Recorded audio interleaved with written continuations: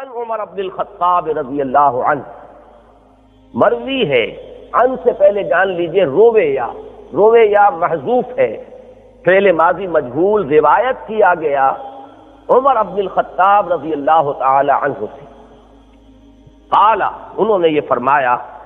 سمعت رسول اللہ صلی اللہ علیہ وسلم یقول، میں نے خود سنا اللہ کے رسول صلی اللہ علیہ وسلم کو یہ فرماتے ہوئے۔ اب یہاں سے شروع ہو رہا ہے متن حدیث کا، یعنی حضور نے جو بات فرمائی، حضور کا قول مبارک یہاں سے شروع ہو رہا ہے، انما الاعمال بالنیات، اعمال کا دار و مدار نیتوں پر ہے۔ یہاں یہ بات سمجھ لیجئے کہ اعمال اگرچہ لفظ بظاہر عام ہے، ہر عمل اس میں آ جاتا ہے، خواہ وہ نیک ہو خواہ بد ہو، لیکن اصل میں یہاں جو مراد ہے وہ نیکیاں ہیں، نیک اعمال۔ ویسے بھی اصل میں عام لفظ جو ہے وہ افعال ہوگا۔ عمل کہتے ہیں اس کام کو جس میں محنت پڑتی ہو، جس میں مشقت انسان کو جھیلنی پڑے، تو مشقت طلب اور محنت طلب کام جو ہے وہ در حقیقت نیک اعمال ہوتے ہیں کہ جس میں انسان اپنے نفس اور اس کے تقاضوں کی مخالفت کرتے ہوئے اس اچھے کام کو، اس نیکی کو سر انجام دیتا ہے۔ تو اعمال سے ویسے بھی عام طور پر قرآن مجید میں بھی نیکیاں مراد ہیں، چنانچہ کئی مقامات پر آیا ہے جہاں آخرت میں ان نیکیوں کا ذکر ہے کہ جن کی بنیاد اخلاص پر نہیں تھی، کہ ان کا کیا حشر ہوگا، تو اس کے بارے میں فرمایا مثلا سورۃ فرقان میں وَقَدِمْنَا إِلَىٰ مَا عَمِلُوا مِنْ عَمَلٍ فَجَعَلْنَاهُ هَبَاءً مَنْثُورًا، تو ہم متوجہ ہوں گے، آگے بڑھیں گے ان کے ان اعمال کی طرف کہ جو انہوں نے بڑے اہتمام کے ساتھ کیے تھے، اور ہم ان کو اڑا کر ایسے کر دیں گے، نسیاً منسیہ کر دیں گے کہ ان کا کوئی وجود نہ رہے گا۔ یہی بات کہی گئی ہے غالباً سورہ ابراہیم میں، اعمالہم کرماد اشتدت بہ الریح فی یوم عاصف، کہ وہ لوگ کہ جن کے پاس حقیقی ایمان کی پونجی نہیں ہے اور وہ بظاہر بڑے بڑے نیک کام کر کے جب وہ حاضر ہوں گے میدان حشر میں، تو ان کے وہ اعمال، ان کی وہ نیکیاں ایسی ہو جائیں گی جیسے راکھ جسے کسی آندھی والے دن میں ہوا اڑا دے اور ختم کر دے۔ تو قرآن مجید میں بھی عام طور پر لفظ اعمال جب آتا ہے تو وہ نیکیوں کے بارے میں آتا ہے، اور یہاں بھی مراد نیکیاں ہیں۔ انما الاعمال بالنیات، نیکیوں کا دار و مدار نیتوں پر ہے۔ اب اس کی شرح کی گئی، اصل میں تو جو قاعدہ کلیہ ہے وہ تو یہ 3 الفاظ میں بیان ہو گیا، انما الاعمال بالنیات، نیکیوں کا دار و مدار نیتوں پر ہے۔ اب اس کی شرح ہے وانما لکل امرئ ما نویٰ،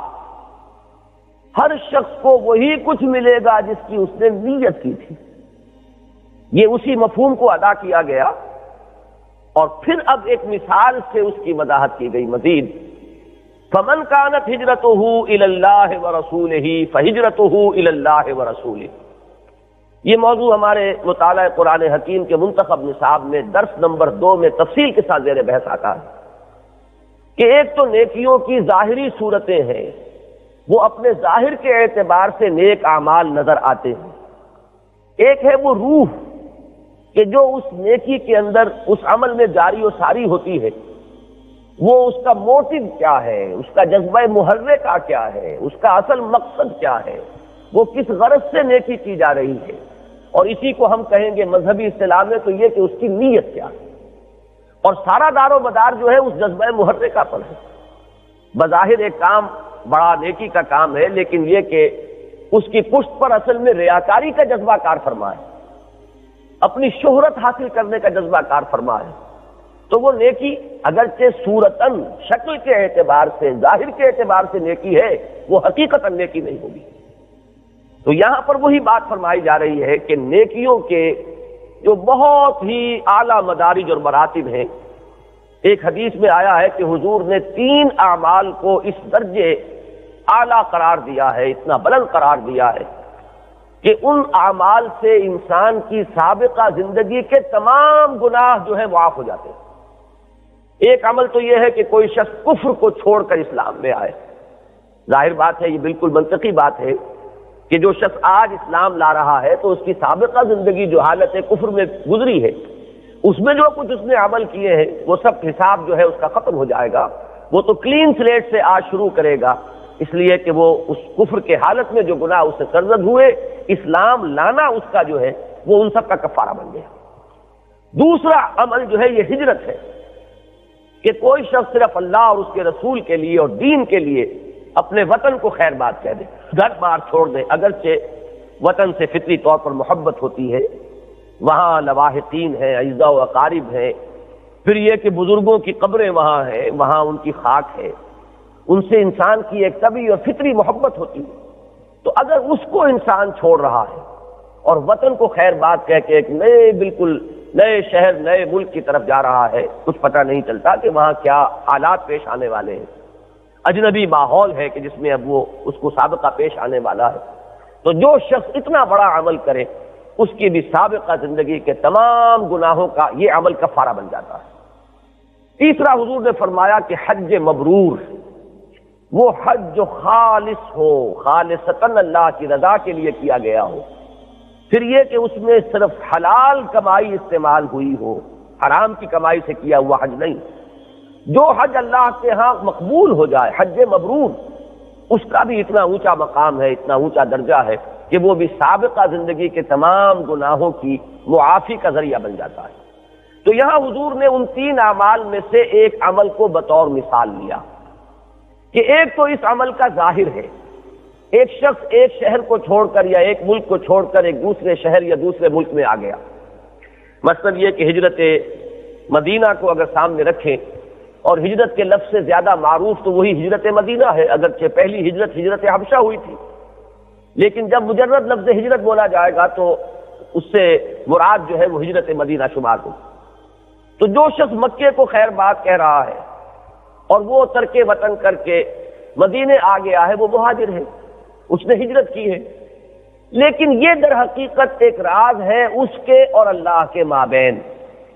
کہ اس کے اس عمل کا اصل محرک کیا تھا،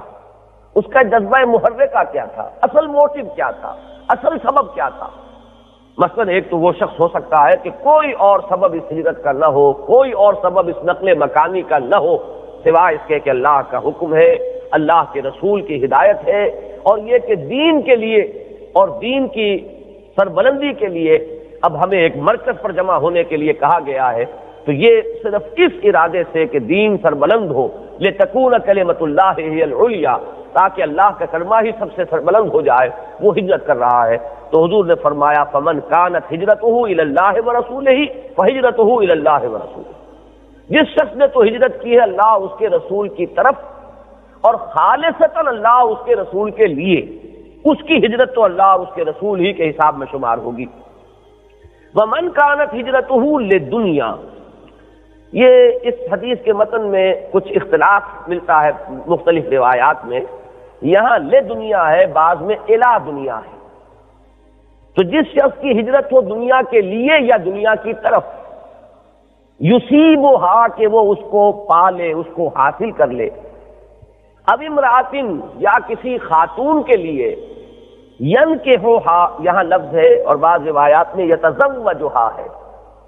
کہ اس کو اپنی زوجیت میں لے، اس سے نکاح کرے، فہجرتہ الی ما ہاجر الیہ، تو اس کی ہجرت انہی کے حساب میں شمار ہوگی کہ جس کے لیے اس نے فی الواقع ہجرت کی ہے۔ اس کو سمجھانے کے لیے یوں عرض کیا جا سکتا ہے کہ فرض کیجئے، فرض کے طور پر کہہ رہا ہوں، یہ نہ سمجھیے کہ ایسا کوئی واقعہ ہوا ہے، کہ فرض کیجئے کہ ایک صاحب مسلمان ہیں، مکے میں ہیں، مقیم ہیں، وہ کوئی کاریگر ہیں، لوہار ہیں، بڑھئی ہیں، کام کرتے ہیں، اور اب ان کے جو بھی خریدار یا ان کے گاہک ہیں وہ صرف مسلمان رہ گئے تھے، کفار کی طرف سے تو شدید مقاطعہ ہو گیا تھا مسلمانوں کا، تو اب ان سے کوئی کام لینے والا، ان کو کوئی کام دینے والا وہ صرف مسلمان تھے، اور جب مسلمان ہجرت کر کے چلے گئے تو اب چاروں ناچار یہ بھی ہجرت کر رہے ہیں۔ اس کو صرف ایک امکانی حد تک سمجھنے کے لیے بات کو فرض کے درجے میں رکھیے کہ ہم فرض کر رہے ہیں کہ ایسا ہو، تو اگرچہ ہم نہیں جان سکتے، یہ راز ہے اس بندے اور اللہ کے مابین، اللہ جانتا ہے کہ اس کا اصل جذبہ محرکہ کیا تھا، اس کا اصل سبب کیا بنا اس ہجرت کے اختیار کرنے کا۔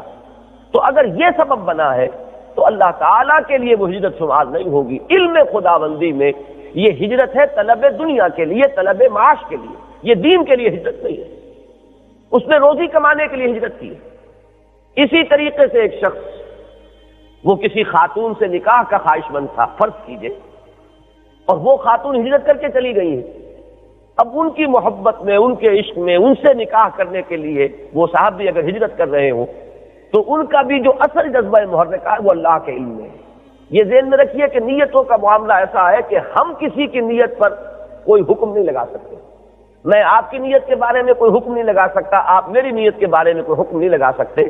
لیکن یہ کہ اللہ تعالیٰ جانتا ہے کہ کس کی کیا نیت ہے، وہ علیم بذات الصدور ہے،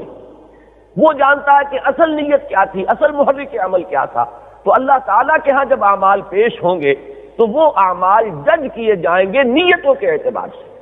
کہ جو اصل جذبہ محرکہ اس عمل کا سبب بنا تھا اس کے حساب میں وہ عمل درج ہوگا، وہ اللہ اور اس کے رسول کے حساب میں درج نہیں ہوگا۔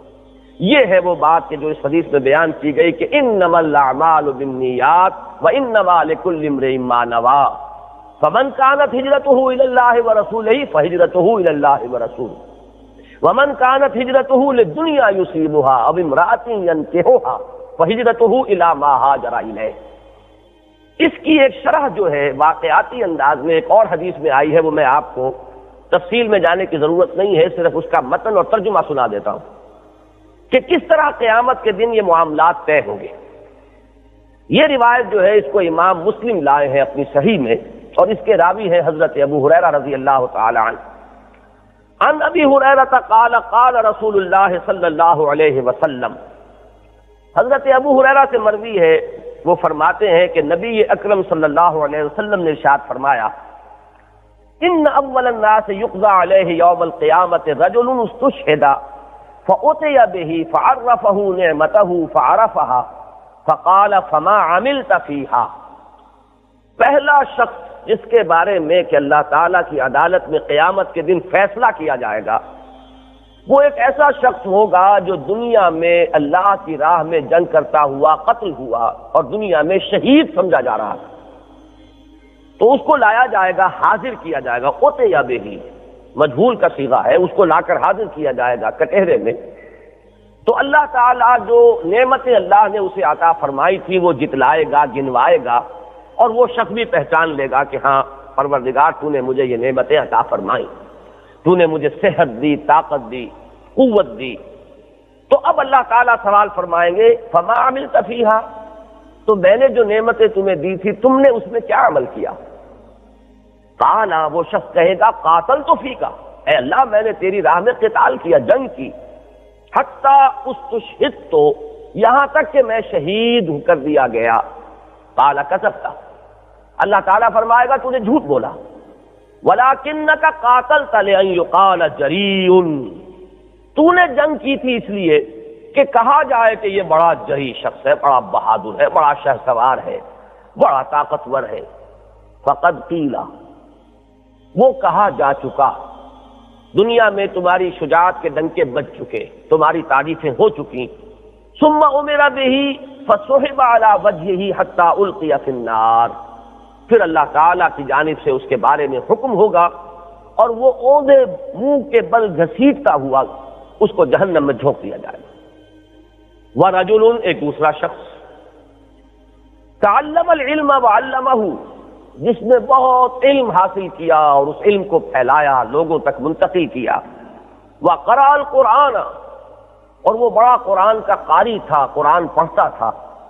اور یہاں پر ہم لفظ عالم بھی اس میں ایڈ کر سکتے ہیں کہ قرات جو ہے اس دور میں مجرد قرات نہیں ہوتی تھی کہ جس میں مفہوم نہ سمجھ میں آتا ہو، بلکہ قرات کے ساتھ علم جو ہے وہ لازماً موجود ہوتا تھا۔ فأتي به، اس شخص کو بھی لا کر حاضر کیا جائے گا۔ فعرفه نعمه، اللہ تعالیٰ اپنی نعمتیں جتلائے گا، گنوائے گا اس پر۔ فعرفها، اور وہ شخص پہچان لے گا، ہاں پروردگار تو نے مجھے یہ نعمتیں عطا فرمائی تھی۔ قال فما عملت فیہا، وہی سوال اس سے ہوگا تو نے اس میں کیا عمل کیا؟ قال تعلمت العلم وعلمته وقرأت فیک القرآن، وہ کہے گا اللہ میں نے علم حاصل کیا اور وہ علم پھیلایا، لوگوں کو سکھایا، اور میں نے تیرے لیے قرآن کی تلاوت کی، قرآن پڑھا۔ قال کذبت، اللہ تعالیٰ فرمائیں گے تو نے جھوٹ بولا۔ ولکنک تعلمت العلم لیقال انک عالم وقرأت القرآن لیقال هو قارئ فقد قیل، تو نے یہ علم سیکھا تھا اس لیے کہ تیرے علم کے ڈنکے بج جائیں، کہا جائے بہت بڑا عالم ہے، اور تو نے قرآن پڑھا تھا تاکہ تیری تعریف کی جائے کہ بڑا قاری ہے، بہت ہی عمدہ قاری ہے، وہ کہا جا چکا، یعنی تمہارا جو اصل مقصود تھا وہ حاصل ہو چکا، تم نے یہ کام جس غرض سے کیا تھا وہ غرض پوری ہو چکی۔ اب اس کے بعد اس کا بھی وہی حشر ہوگا، ثم امر به فصحب على وجهه حتى القي في النار، اس کے بارے میں بھی حکم ہوگا، اسے بھی منہ کے بل گھسیٹتے ہوئے جہنم میں جھونک دیا جائے۔ ورجل وسع الله عليه واعطاه من اصناف المال كله، اور ایک تیسرے شخص کا معاملہ ہوگا جس پر اللہ نے مال میں بڑی وسعت کی تھی اور ہر نوع کا مال اسے کثرت کے ساتھ عطا کیا، فوتی به، وہ بھی لا کر حاضر کیا جائے گا، فعرفه نعمه فعرفها، اس پر بھی اللہ تعالیٰ اپنی نعمتیں جتلائے گا، گنوائے گا، اور وہ پہچان لے گا، اقرار کرے گا، پھر وہی سوال ہوگا فما عملت فيها، تو نے کیا عمل کیا؟ قال ما تركت من سبيل تحب ان تنفق فيها الا انفقت فيها لك، وہ جواب دے گا بڑے اعتماد سے، ان الفاظ کے اندر بڑا اعتماد جھلک رہا ہے، وہ کہے گا اے اللہ جس جس راستے میں مال خرچ کرنا تجھے پسند ہے میں نے ان تمام راستوں میں مال خرچ کیا ہے تاکہ تو راضی ہو جائے۔ قال کذبت، اللہ تعالیٰ فرمائیں گے تو نے جھوٹ کہا، ولکنک فعلت، تو نے یہ سب کچھ اس لیے کیا، لیقال هو جواد، کہ یہ کہا جائے بڑا سخی ہے، بڑا داتا ہے، فقد قیل، وہ کہا جا چکا، ثم امر به فصحب به على وجهه ثم القي في النار، پھر اس کے بارے میں بھی حکم ہوگا اور اس کو بھی اسی طریقے سے اوندے منہ گھسیٹتے ہوئے جہنم میں جھونک دیا جائے گا۔ رواہ مسلم۔ اس میں ایک مسئلہ پیدا ہوتا ہے، ایک سوال ہے، اس پر میں انشاءاللہ کل کے درس کے ضمن میں کچھ عرض کر دوں گا، آج اسی پر اکتفا کیجیے۔ اللہ تعالی ہمیں اخلاص فی النیت عطا فرمائے، ہمارے ارادوں میں خلوص ہو، ہم جو کام بھی دین کے لیے اجر اور ثواب کی نیت سے کریں اس میں کوئی اور دوسری غرض شامل نہ ہونے پائے،